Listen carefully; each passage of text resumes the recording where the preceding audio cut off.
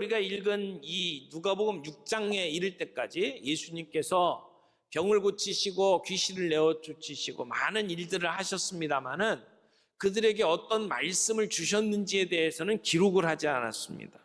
그런데 오늘 본문에서는 이후에 한 30절에 걸쳐서 예수님께서 그 사람들에게 어떤 말씀을 하셨는지를 자세히 기록을 해놓고 있습니다.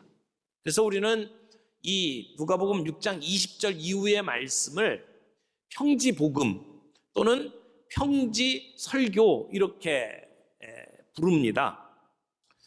그러니까 우리가 마태복음 5장, 6장, 7장을 산상수훈이라고 이야기를 하는 것처럼 여기는 산에서 내려와서 평지에서 말씀을 하셨다라고 해서 이제 평지복음 또는 평지설교 이렇게 이야기를 하는 거죠. 아주 비슷한 점이 많이 있습니다. 산상수훈이나 오늘 여기 나오는 이 평지복음이나 모두 다 복에 관해서 먼저 시작을 합니다. 산상수훈은 8가지 복에 대해서 말씀을 하셨다면 누가복음에서는 4가지 복과 4가지 저주에 대해서, 화에 대해서 말씀을 하셨고, 또 제일 끝에 가면 하나님의 말씀 앞에 순종하는 것에 대해서 언급을 하면서 지혜로운 건축자와 어리석은 건축자에 대한 언급으로 이 설교를 마치고 있다는 점에서는 아주 동일합니다. 하지만 마태복음은 좀 더 양이 많아요. 그래서 예수님께서 가르치셨던 말씀을 한 곳에 모아놓은 것 같은 느낌이 드는 것이 마태복음의 산상수훈이라고 한다면, 누가복음에는 예수님의 설교를 곳곳에 분산시켜서 배치해 놓았습니다. 그래서 오늘 우리가 읽은 이 6장에도 설교가 나오고 그 뒤에 11장에도 설교가 나오고 또 12장, 또 14장, 그리고 16장에도 조금씩 이 설교가 나뉘어져 있는 것을 보게 됩니다. 오늘 예수님은 제자들을 데리고 평지로 내려오셨습니다. 그리고는 예수님을 만나기 위해서 온 사람들에게 먼저 예수님은 참된 복이 무엇인지를 설명을 합니다. 20절에서 23절까지의 말씀 다시 한번 읽겠습니다. 보십시오. 예수님이 말씀하시는 4가지 복이 무엇인지를 한번 손으로 꼽아가면서 한번 보시기를 바랍니다. 예수께서 눈을 들어 제자들을 보시고 이르시되, 첫 번째, 너희 가난한 자는 복이 있나니 하나님의 나라가 너희 것이며, 두 번째, 지금 줄인 자는 복이 있나니 너희가 배부름을 얻을 것이며, 세 번째, 지금 우는 자는 복이 있나니 너희가 웃을 것이며, 네 번째, 인자로 말미암아 사람들이 너희를 미워하고 멀리하고 욕하고 너의 이름을 악하다 하여 버릴 때에는 너희에게 복이 있도다. 그날에 기뻐하고 뛰놀라. 하늘에서 너희 상이 큼이라. 그들의 조상들이 선지자들에게 이와 같이 하였느니라. 여러분, 정말 뭐가 복입니까? 정말 잘 사는 게 뭡니까? 누가 선한 사람입니까? 여기 예수님이 말씀하시는 복을 보세요. 근데 우리가 꺼리는 것들이 이래요. 우리가 가장 꺼리는 것들, 가난한 거, 배고픈 거, 우는 거, 핍박받는 거, 이게 복이라고 예수님은 이야기를 하고 있습니다. 그러면 여기서 말하는 복의 의미가 뭘까요? 좀 간단하게 이 하나하나를 좀 살펴보기로 원합니다. 첫 번째는 예수님이 뭐가 복이라고 그랬어요?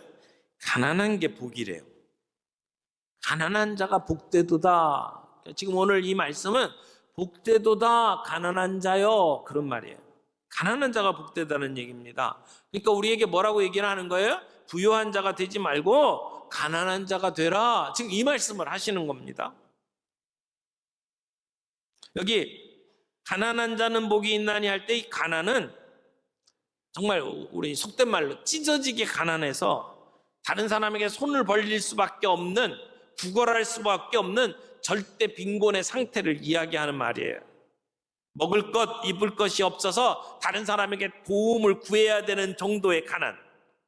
그러니까 다른 사람의 도움을 받지 않으면 혼자 스스로 생존할 수 없는 가난.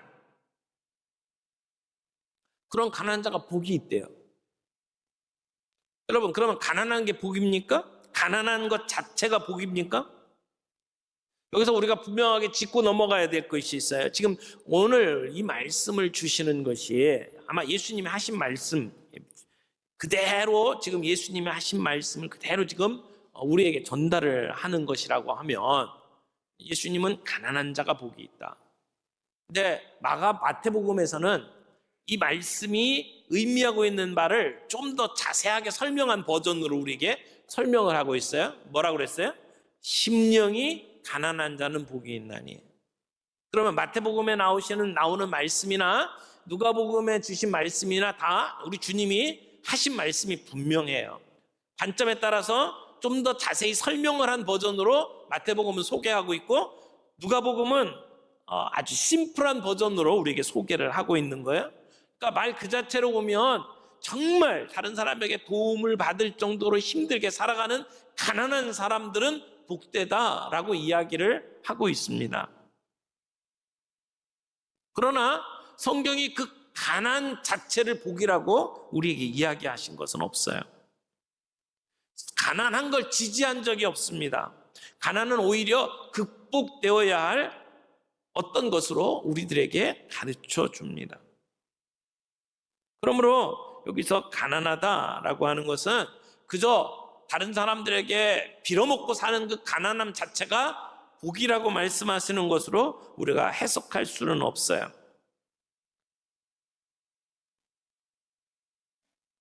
그렇다면 이 말씀은 무슨 말일까요?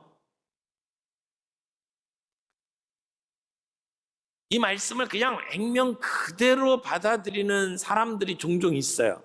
그래서 우리 그리스도인들은 무소유가 되어야 한다.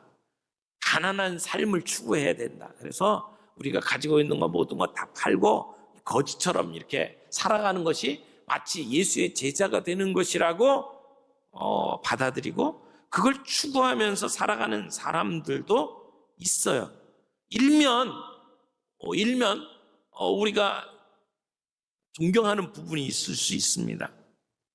그러나 여러분, 우리가 가난해지기 위해서 뭔가 할 필요는 없어요. 아무것도 안 하고 가만히 있으면 가난해져요. 그렇잖아요. 노력하지 않고 일하지 않고 가만히 앉아 있으면 가난해집니다. 근데 그것을 상식적으로 생각해 보세요. 그게 옳은 일인지. 그러므로 가난 자체를 복되다고 말하는 것은 잘못된 해석입니다. 여러분, 어리석은 부자의 비유를 기억하십니까? 그 부자는 그해 가을에 엄청난 풍작을 통해서 많은 소출을 거두었습니다. 그래서 거둬들인 것을 더 쌓을 창고가 필요했어요. 그러면서 부자가 자기 스스로에게 그렇게 얘기하잖아요. 내 영혼아 평안할지어다. 여러분, 근데 농사를 잘 지어서 많이 거뒀어요. 곡식을 거둬둘 창고를 지으면서 내 영혼아 평안할지어다라고 하는 것이 뭐가 잘못됐습니까? 그런데 성경은 그가 그 영혼의 만족을 물질로 채우려고 했기 때문에 어리석은 사람이라고 규정합니다. 그러니까 우리 인생의 행복을 하나님과의 관계에서 찾지 않고 세상의 것들로 채우려고 하는 자는 어리석은 자라는 거죠. 이 세상의 것들로 내 마음의 위로를 얻으려고 하는 자는 이 어리석은 부자와 같다고 말을 하는 겁니다. 하나님으로부터 위로를 얻지 못하고, 그래서 의와 희락과 화평이 그의 삶에 찾아오지 못하도록 만드는 어리석은 자. 근데 그 반대로 가난한 자는 하나님을 바라보는 자예요. 내가 이 땅에 내가 누릴 수 있는 위로가 없다라는 것을 알기 때문에 나의 위로는 오직 주님밖에 없습니다라고 주님을 바라보는 가난한 마음을 가진 자에게 하나님은 의와 평강과 화평을 주신다는 겁니다. 그런 가난함이 있기에 예수님을 찾았고, 그런 가난함 때문에 하나님의 나라를 소유할 수 있었다라고 이야기를 하는 거예요. 그래서 너희 가난한 자들은 행복한 자로다. 너의 가난함 때문에 비록 이 땅에서 울고 있지만 그러나 정말 진정으로 살펴보면 너희는 행복한 자다라고 이야기를 하는 겁니다. 가난하지만 그들이 행복한 것은 그들에게 예수님이 있기 때문이라는 거예요. 여러분, 내가 누릴 거 다 누리고 내가 가질 거 다 가진 사람은 예수님을 의지하기가 쉽지 않아요. 내가 부족하기 때문에 거기서부터 출발해서 하나님을 의지하고 예수님을 찾게 되기 때문에 그런 자는 행복하다고 이야기를 하는 겁니다. 여러분, 우리 복음이 뭡니까? 복음의 가장 핵심은 내가 나를 생각했던 것보다 내가 더 문제가 많다는 거예요. 죄인이라는 거예요. 내가 더 허물이 많은 존재라고 하는 것을 깨닫는 것에서부터 복음이 시작됩니다. 나 그래도 괜찮은 놈이야 라고 생각하면 예수님이 필요 없어요. 거기에 복음이 들어갈 자리가 없어요.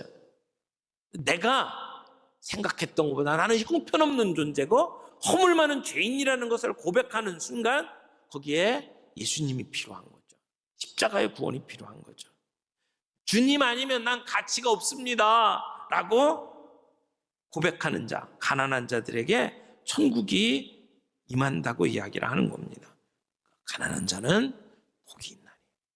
두 번째, 줄인 자가 복되다고 이야기를 합니다.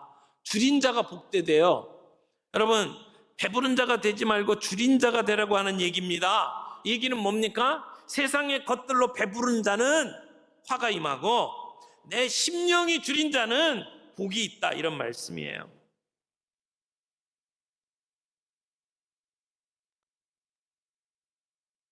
부정한 음식들, 제사 드리는 음식들이 있어요. 내가 믿음을 지키기 위해서 그 자리에 들어가지 않아요. 그러면 잠깐 동안은 배고프겠죠.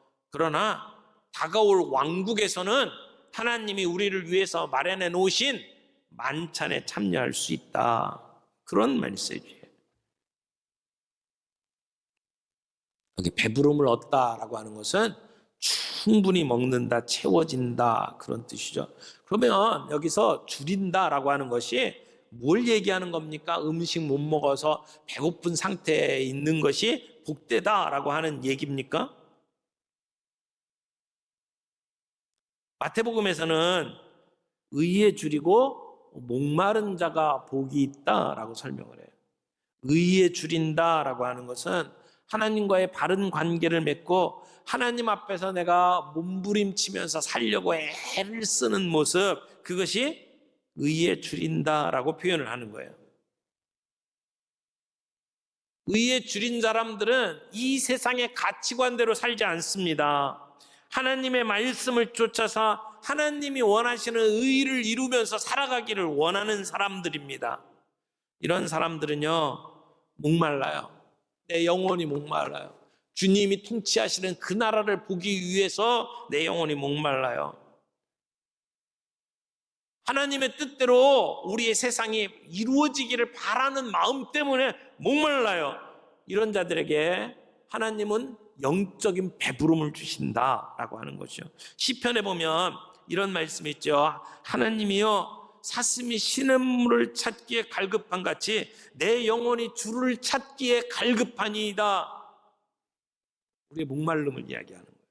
하나님을 찾고 하나님의 뜻을 이루는데 우리가 목말라 하는 사람, 그 사람은 영혼의 참 안식을 누리게 될 것이다. 하나님은 이런 자를 하나님의 나라를 세우는데 사용하실 것이다. 이렇게 말씀을 하는 거죠.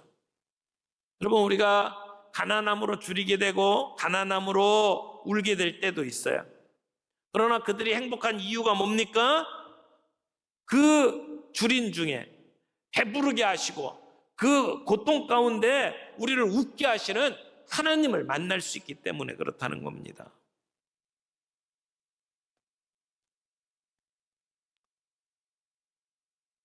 오늘 줄인 자에게 복이 있다라고 말씀을 합니다.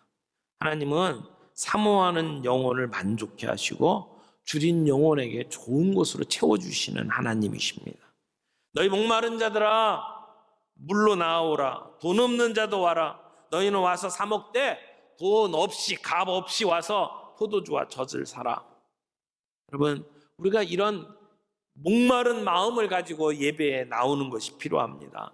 그런 마음, 사모하는 마음을 가지고 우리가 예배에 나오면 하나님은 우리에게 만족해 하시는 은혜를 베풀어 주신다라고 말씀을 하는 겁니다. 세 번째, 지금 우는 자는 복되도다라고 말하죠. 그러니까 웃는 자가 되지 말고 우는 자가 되라고 이야기를 하는 겁니다. 여러분, 이 세상은 죄에 대한 심판으로 허무한데 굴복했어요. 그래서 간절히 구원을 기다리고 있습니다. 그래서 세상이 탄식하는 것처럼 우리 믿는 자들은 이 세상을 보면서 탄식합니다. 하나님의 의를 위해서 눈물을 흘리는 것, 하나님은 높이 사십니다. 실제로 하나님은 그들의 눈물을 장차 하나님의 선을 풍성히 거둬들일 씨앗으로 보셨습니다. 오늘 우리들의 시대는 눈물이 메마른 시대라고 이야기를 합니다. 자신의 죄를 인해서도 애통하지 아니하고 또 이 세상을 인해서도 울지 않는 세상. 그런데 하나님의 은혜를 아는 사람은 애통함이 있습니다. 이 죄악된 세상을 보고 울지 않을 수가 없어요. 나 자신을 보면서도 울지 않을 수가 없어요. 우리 주변에 은혜를 소홀히 여기는 사람들을 보며 울지 않을 수가 없어요. 눈물의 선지자 에레미야는 그 시대의 모습을 보면서 울었습니다. 오늘 우리의 시대도 마찬가지라고 생각을 합니다. 그런데 이렇게 시대를 보며 나 자신의 모습을 보며 우는 자들은 복되도다. 왜? 그런 자들에게 웃게 해주실 거라고 약속을 해요. 기쁨을 주신다고 약속을 하셨어요. 울며 씨를 뿌리는 자에게는 기쁨으로 단을 거두게 하신다라고 말씀을 하시는 거죠. 우는 자가 복되도다. 네 번째, 예수님으로 인해서 핍박받는 자가 복되다라고 이야기를 합니다. 예수님을 인해서 핍박받는 자, 모든 사람들에게 칭찬받는 자가 되지 말고 예수님 때문에 핍박받는 자가 되라는 거예요. 핍박받는 자의 모습을 네 가지 동사로 설명을 합니다. 여기 22절에 보면 너희를 미워하고 멀리하고 욕하고 그리고 너희 이름을 악하다 하여 버릴 때, 이걸 핍박이라고 표현할 수 있죠. 근데 무엇 때문에 핍박받아요? 인자로 말미암아. 여기가 예수님 때문에, 내가 잘못한 것 때문에 욕먹는 건 그건 당연한 거예요. 인과응보라고 그러죠. 그걸 갖고 핍박받는다고 얘기하면 안 돼요. 근데 여기서는 누구 때문에? 예수님 때문에. 예수님 때문에 핍박받는 자, 예수님 때문에 왕따 당하는 자, 예수님 때문에 욕먹는 자. 여러분, 예수님과 함께 살아가는 우리의 모습, 제자들이죠. 우리 제자로 살아가려면 세상과 다를 수밖에 없어요. 다르면 충돌합니다. 나하고 다르게 살아가는 사람들에 대해서 사람들이 가만히 두지 않습니다. 비난합니다.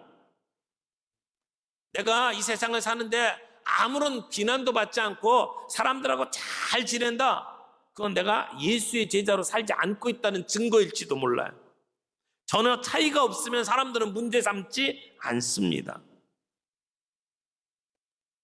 예수님의 제자로 살아가면 세상 사람들하고 가치관에 충돌이 있게 마련이에요.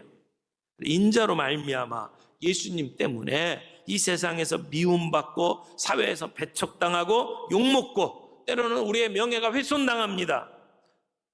주님은 우리에게 그렇다고 단언하시는 거예요. 나를 따라오면 이런 일을 만날 거다라고 얘기해요. 그런데 그게 복이 있다. 그래서 이 네 가지 복과 네 가지 화는 이 대조예요.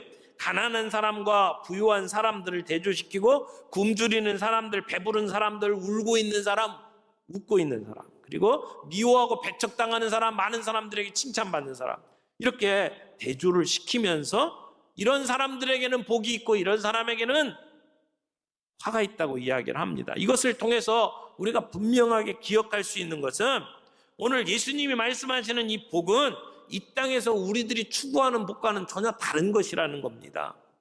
이 땅에서는 가난하고 굶주리고 울고 미움받는 것을 절대 복이라고 말하지 않습니다. 하지만 예수님은 그런 자들이 복되다고 이야기를 하고, 반대로 이 땅에서 추구하는 것, 부유하고 배부르고 웃고 모든 사람에게 칭찬받는 것은, 그것을 누리는 사람들은, 이 땅에서 누리는 사람들은 화가 임할 것이다 라고 이야기를 하는 거죠.